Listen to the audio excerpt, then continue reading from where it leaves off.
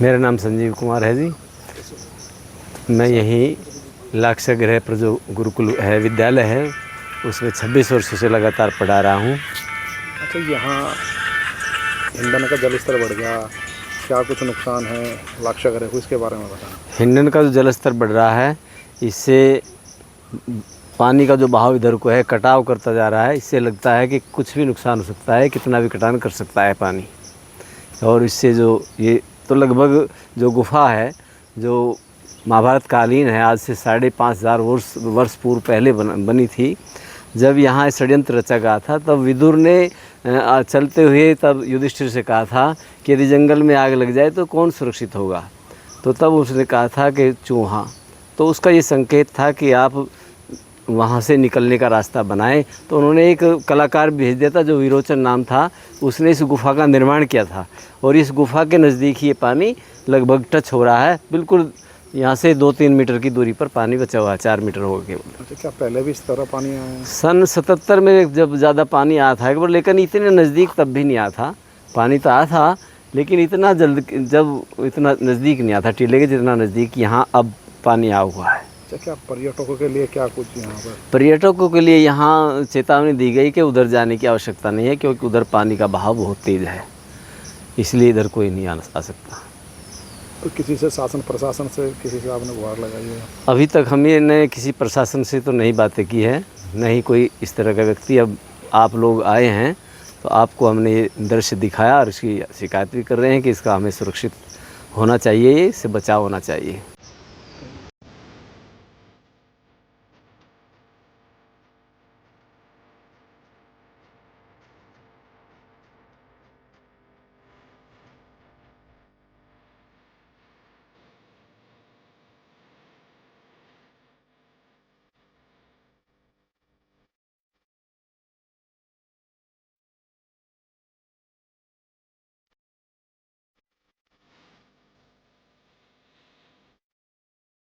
वर्तमान में लगभग 55 गांव चिन्हित किए गए हैं पूरे जनपद में, जहां बाढ़ की समस्या रहती है। इन सभी गांवों में सर्वप्रथम बाढ़ चौकी जो है वो स्थापित करने के लिए आवश्यक तैयारियां कर ली गई हैं। साथ साथ राहत सामग्री के लिए टेंडर इत्यादि की प्रक्रिया पूर्ण कर ली गई है। ये भी बताना है कि इन सब में जो नौका लगने की आवश्यकता रहती है वो चिन्हित कर ली गई है। जो डाइवर्स होते हैं या गोताखोर जो कहते हैं, वो भी उनको भी चिन्हित कर लिया गया है और सभी की ट्रेनिंग जो है वो दे दी गई है। साथ साथ हमारी जो SDRF है, जो स्टेट डिसास्टर रिस्पांस फोर्स है, उनकी भी यहाँ पर एक टुकड़ी जो है वो भी यहाँ पर स्थापित परमानेंट हो गई है। तो यहाँ किसी भी आपदा के समय में SDRF को भी इन्वॉल्व सहायता के लिए किया जा सकता है।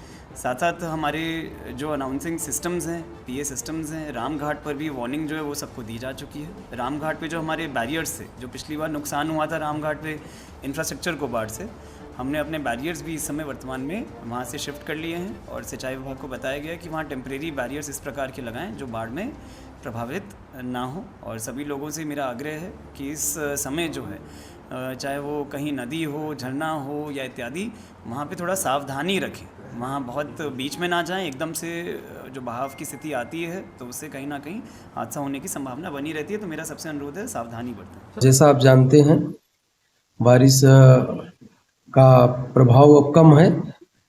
हम लोगों ने बारिश के पूर्व ही बाढ़ राहत के संबंध में सभी आवश्यक व्यवस्थाएं की हुई थी और जब बारिश हो रही थी तो उस दौरान भी हमारे राजस्व की टीम और विभिन्न विभागों की टीम लगातार क्षेत्र में सक्रिय थी और आगे भी पूरे बारिश के दौरान हमारी राजस्व और अन्य विभागों की टीम लगातार सक्रिय है और जो भी कहीं पर भी बाढ़ से संबंधित कोई भी बात अगर आएगी भविष्य में तो उसके भी निपटने के लिए हमारी तैयारी पूरी है।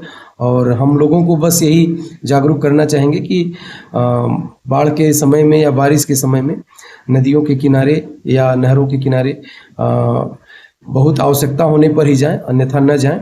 और जो भी प्रशासन के द्वारा अलर्ट जारी किए जाते हैं या सावधानियों के लिए जो भी बोला जाता है, उन निर्देशों का अनुपालन करें। किसी भी प्रकार की सहायता के लिए लोग यहाँ पर जो आपदा कंट्रोल रूम बना है उसमें भी फ़ोन कर सकते हैं, हम लोगों से संपर्क कर सकते हैं। बाकी हम और हमारे सभी साथी अधिकारी लगातार फील्ड में सक्रिय होकर के जांच कर रहे हैं। कहीं पर भी किसी भी तरह की ऐसी कोई बात नहीं है, सभी स्थिति भी सामान्य है। हमारी बाढ़ चौकियां भी हैं, वहां पर सभी कार्मिकों की ड्यूटी लगा दी गई है।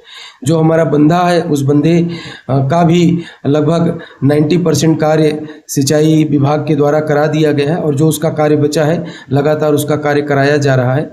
और हमने भी बंधे का निरीक्षण किया है और एसडीएम जानसठ और सिंचाई विभाग के एक्सीएन को भी बोला गया है कि जो भी अवशेष कार्य है उसको जल्दी से कंप्लीट कराएं।